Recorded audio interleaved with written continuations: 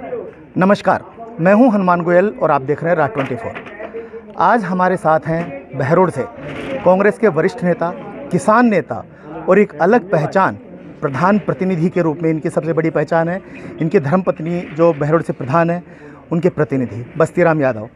Sir, आप गाँव के दौरे कर रहे हैं। कल भंवर साहब ने भी फूलबाग के अंदर कहा था कि ऐसे लोगों को टिकट दिया जाएगा जो मेरिट रखते हों। आपकी मेरिट कितनी है? मेरी मेरिट के बारे में मेरे ख्याल से मेरे से ज़्यादा आपको ज़्यादा जानकारी होनी चाहिए जी। कि भाई मैं 30 साल से राजनीति में हूँ और चाहे कोई किसानों की बात हो, चाहे पानी की हो, चाहे बिजली की हो, चाहे किसान आंदोलन की बात हो, चाहे अपराधों के खिलाफ लड़ने की बात हो, चाहे ज़िले की मांग हो, चाहे नहरों का पानी लाने की बात हो, इन सब मुद्दों को लेकर के मैंने बहुत लंबा संघर्ष किया है और सर्वदलीय सब पार्टियों के लोगों को बैठाने का काम मैंने किया है। एक बार नहीं, अनेकों बार करने का काम किया है। मैं यहाँ पर राजनीति में विधानसभा के चुनाव का हो, चाहे लोकसभा के चुनाव हो, सब चुनावों का, चाहे प्रधान का चुनाव हो, चाहे एमएलए का चुनाव हो, मैं सभी चुनावों को संचालित करने का मुझे सौभाग्य मिला है और कामयाबी भी अनेकों बार मिली है, एक आध बार को छोड़ करके। मैं समझता हूं कि मैं कांग्रेस पार्टी का पर्याय के रूप में इलाके में काम कर रहा हूं और मैंने प्रधान का चुनाव लड़ा भी इसीलिए है कि गोयल साहब, आपने देखा कि नगरपालिका का चेयरमैन बनते ही विधायक का पारा आसमान में चला गया था और कभी किसी की कब्जी तोड़ने की बात, कभी पत्रकारों को लिफाफेबाज कहने की बात, कभी डॉक्टर कंपाउंडर को उल्टा लटकाने की बात, कभी साधु संतों को उठपटांग बोलना, सामने प्रत्याशियों के साथ में दुश्मन जैसा व्यवहार करना, ये मैं समझता हूँ कि जनप्रतिनिधि का दायित्व तो नहीं बनता है। मैंने देखा कि अगर इस व्यक्ति को पंचायत राज के चुनाव में नहीं चेक नहीं किया गया, इसके नकेल नहीं डाली गई तो इलाके को बर्बाद कर देगा। वरना तो प्रधान में पहले भी था मैं। लेकिन लोग ये भी कहते हैं, जो आपके विपक्षी हैं पार्टी, वो ये कहते हैं कि जब प्रधान जी डेलीगेट का टिकट नहीं ले पाए तो विधायक का टिकट कैसे ले पाएंगे? मैंने कहा ना, डेलीगेट का टिकट को पार्टी का फैसला नहीं था, कोई गहलोत साहब का, डोटासरा जी का, भंवर जितेंद्र सिंह जी का, सचिन पायलट साहब का फैसला नहीं था। वो फैसला एक विधायक के हाथ में टिकटों का थैला सौंप दिया गया। विधायक से मेरा 36 का आंकड़ा था, उसने टिकटें नहीं दी और जिसको उन्होंने टिकट दी वो कोई डेलीगेट और जिला पार्षद नहीं जीत सका और मैं निर्दलीय डेलीगेट भी जीते, हमारे कहने से 7-8 साथी भी जीते और जिला पार्षद भी जीते हमारे, उसका तो एक भी नहीं जीता, हमारा तो एक जिला पार्षद भी जीता है। आप अक्सर मंचों के ऊपर, आम सभाओं में ये कहते हैं कि को बहरोड में अगर जिंदा रखा तो बस्तीराम यादव ने ही जिंदा रखा। किस तरह से आपने पार्टी को जिंदा रखा बहरोड से? भाई, आपने देखा अभी पंचायत राज का चुनाव में जब प्रधान का चुनाव नहीं लड़ता तो कांग्रेस को ख़त्म ही कर देता है ये विधायक। मैंने कांग्रेस पार्टी को बचाने के उद्देश्य से, कांग्रेस को जिंदा रखने के उद्देश्य से ही मैंने प्रधान का चुनाव लड़ा। और यहाँ पे चाहे पार्टी की कोई जयपुर में रैली हो, चाहे अलवर में हो, चाहे दिल्ली में हो, चाहे यहाँ पर कोई कार्यक्रम हो, उन कार्यक्रमों को संचालित और संयोजित करने का काम मैंने किया है। राहुल गांधी जी की यात्रा में मैं सैकड़ों गाड़ियों का काफिला लेकर के दौसा पहुँचा और दौसा से लेकर के अलवर तक हम सब लोग पैदल चले और राहुल गांधी जी के साथ कदम से कदम मिला करके चले। हमने कांग्रेस पार्टी के लिए काम किया है, कांग्रेस पार्टी के लिए त्याग किया है, तपस्या की है और मैं बनूं या कुछ नहीं बनूं, लेकिन कांग्रेस पार्टी को ख़त्म नहीं होने दूंगा, ये मेरा संकल्प है। लेकिन प्रधान जी, आपने विधायक के ऊपर भी आरोप लगाए, राजनीतिक आरोप है, लेकिन इसी कांग्रेस सरकार को विधायक ने गहलोत सरकार को बचाया अपना समर्थन दे करके। क्या वो एक बड़ा कदम नहीं है कि गहलोत सरकार इनकी पूरी मानते हैं, आपकी नहीं मानते थे?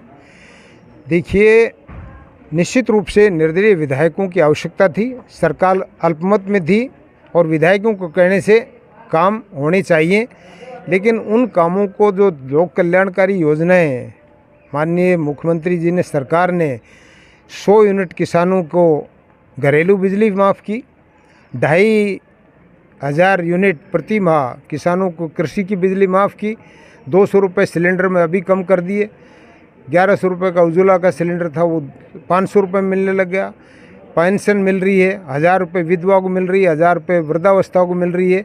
मैं समझता हूँ कि ऐसी ऐसी जनकल्याणकारी योजनाएं लागू की, इसके बावजूद भी, और यहाँ पर नगर पालिकाएँ बनी, यहाँ पर सड़कें बनी है, यहाँ पर स्कूलें भी क्रमोन्नत हुई हैं, यहाँ तहसीलें बनी है, ये राजस्थान के हर तहसील में हुआ है, अकेले कोई बहरोड में नहीं हुआ।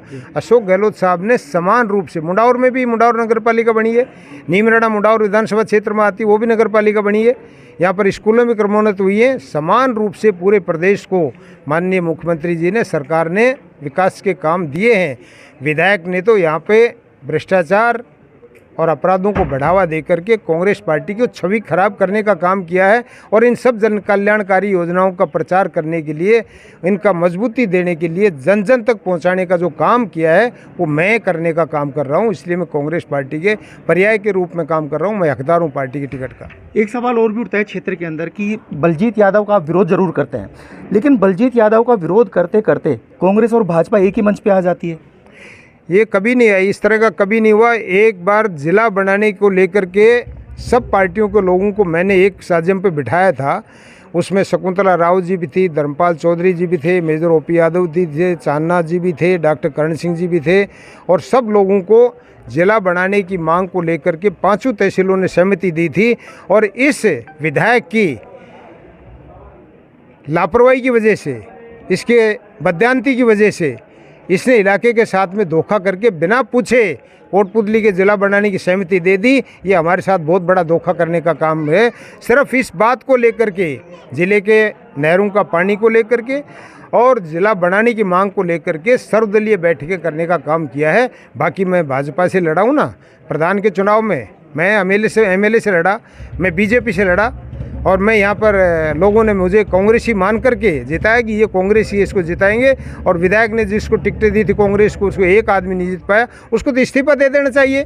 उसको हक ही नहीं है यहाँ पर रहने का। जनता से विश्वास खो चुका पंचायत राज के चुनाव में। एक डेलीगेट नहीं जीता, एक जिला पार्षद नहीं जीता, कोई प्रधान नहीं बना उसका। और फिर क्या हकदार है क्या उसको लड़ने का? लेकिन बहरोड को कोटपुतली बहरोड जिला बनाया, क्या आप इससे संतुष्ट नहीं है? देखिए, हम संतुष्ट नहीं हैं। हम संतुष्ट तब होते जब बहरोड और नीमराणा में से एक जिला बनता। देखिए, बहरोड और नीमराणा में कोई विवाद नहीं था।